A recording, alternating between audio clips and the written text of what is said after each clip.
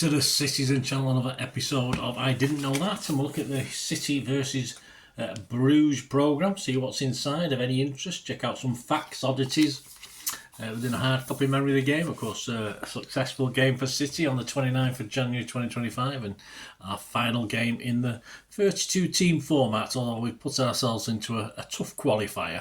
You probably know about that anyway, I don't have to tell you about that, do I? Depending when you're watching it, of course, it could all be over by now. Anyway, we'll check out some facts.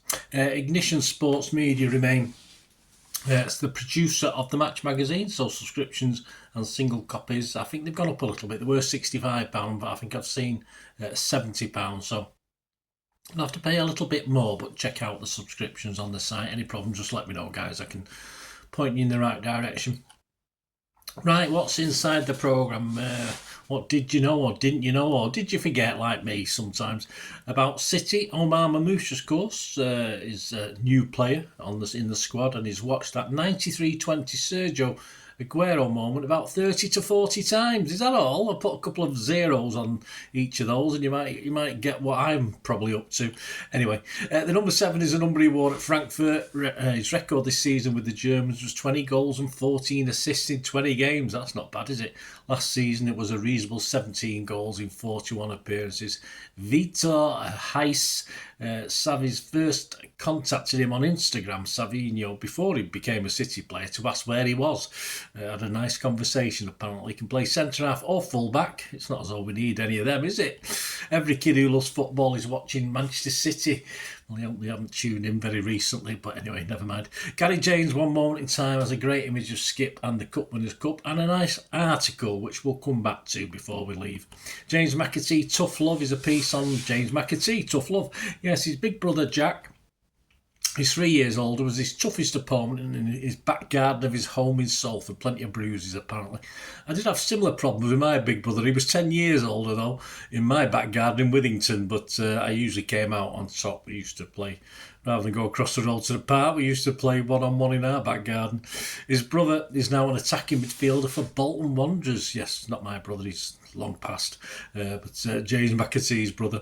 He faced his brother in a 2020 match against Scunthorpe in the EFL Trophy for City, and he managed 2 assists and the last laugh, apparently, in a 4-0 win. The first of his 3 goals against Salford City was, he said, his favourite. Alan Ball is his great uncle. Alan Ball, did you know he won the World Cup in 1966? It was news to me, that one. James' dad was an egg chaser. He played rugby league for St Helens. He played rugby at 7 years old, James, but didn't enjoy running into people and getting smashed, so he switched to football. Let's hope he never faces the likes of Rudiger then in the future. Peter Reid says Stones is one of the very best on the Matchday Live. He was on against Chelsea when fully fit. Anyway, he said this during the City-Chelsea match. He was also impressed with Marmoush, apparently. There's a great image of the City players lined up facing the South Stand for the tribute for Bobby Kennedy, Dennis Law and Tony Buck before the Chelsea game. The picture was from Tom Flavers.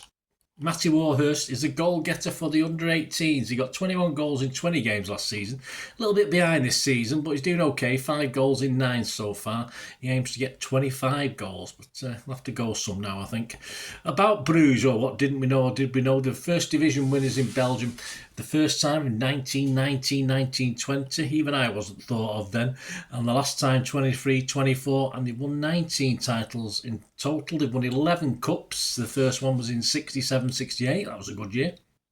And 2014-15, and they won the Super Cup, which I assume is their charity shield. The first win in 1980, the last win in 2022, and they've won it 17 times. They were runners-up in the European Cup in 77-78 and runners-up in the UEFA Cup in 75-76, both times to some team called Liverpool, I think. No other Belgian club has ever reached a European final, so they've done really well. Manager Nicky Hayen had a stint in the Welsh Premier League with Haverfordwest, well, 1 season, I think. His exploits convinced Bruges to take him there first as the under-23 manager, then as an assistant manager, now as the main man, of course.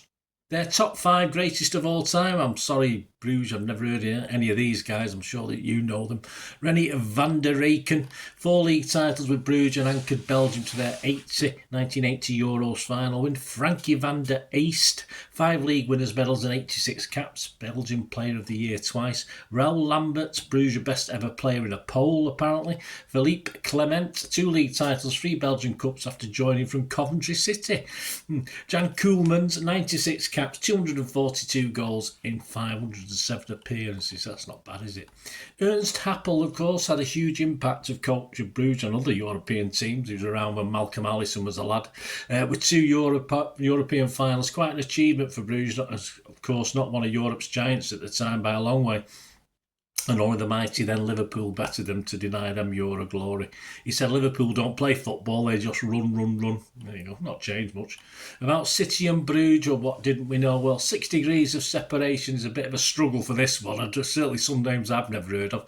It starts with the City fans, and it starts with the Poznan that takes us to Michael Skoras, who scored his first Lech Poznan goal in an empty home stadium during the COVID crisis.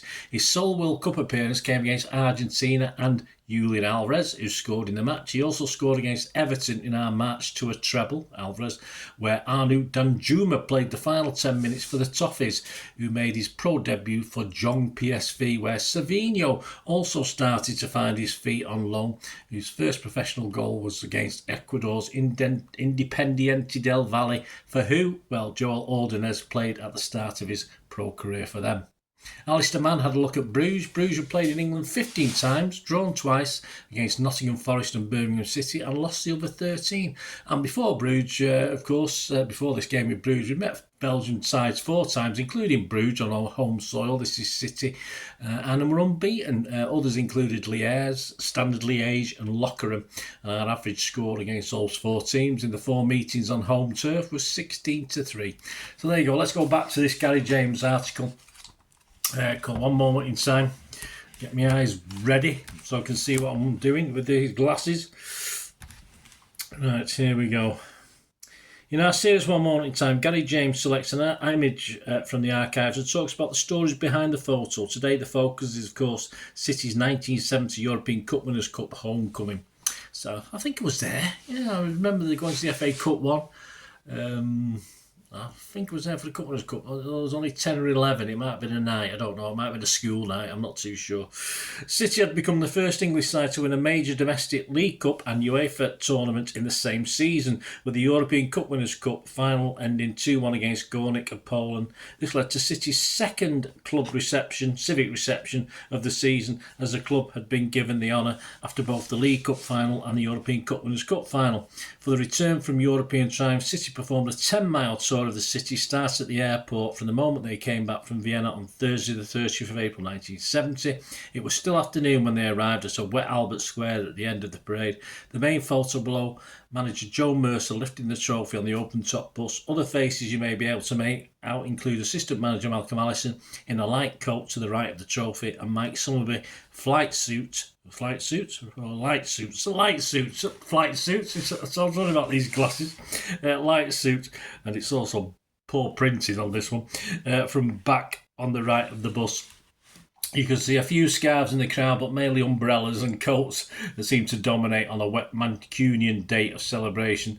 The management and players made a series of speeches with Allison at his boastful best as fans chanted, "E-I-A-D-O, we won the cup." We certainly did.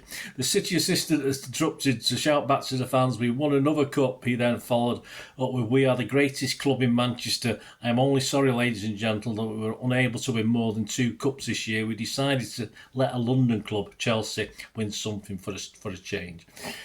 Modest, always modest. Humble, that's the word, isn't it? Back in 1968, Malcolm had predicted that City would terrify Europe as they played their first season in European football. City lost out that season in 1993. I asked him about the boast. With a twinkle, he replied, "We did terrify Europe. I didn't say which year. We did it the year after instead." Captain Tony Buck can be seen in the second photo with the trophy at the parade in the reflective interview back in 2015. I asked Tony about the final with Górnik, and he told me there was Malcolm's boast about scaring Europe, which set us up. But then in the European Cup Winners' Cup in 69-70, we did. The final is the strongest memory, but mostly because of the rain. We had a great following of fans, but few locals and Gordic fans were there, and they were all drenched. I felt so sorry for them. We won the cup, of course, and that season we also won the League Cup. I wanted to go on forever. By that time, I was enjoying it. I was 36. I couldn't wait for the next season. I was like a 19-year-old who had just been given his chance. Great Sony book, of course. Thanks to Gary James for that one moment in time based on that image. Great image, of course, it's been up there. Hope you enjoyed this, guys. Any memories you've got, as I say, I'm fairly sure. I mean, the 1969 FA Cup homecoming, I was in Withington Village. I was only 10, 10, just 10, I think. Oh, nearly 10, that was it. So I wasn't really going to town on my own, and no one really would have wanted to go with me at that stage. So, apart from mates, but of course, if I wasn't allowed out, there's not much you could do. So I may have missed that 1971. I certainly went to the 1974 one, when we got beat by Wolves, and there was a handful there. Well, all right, a few more than a handful, but not many.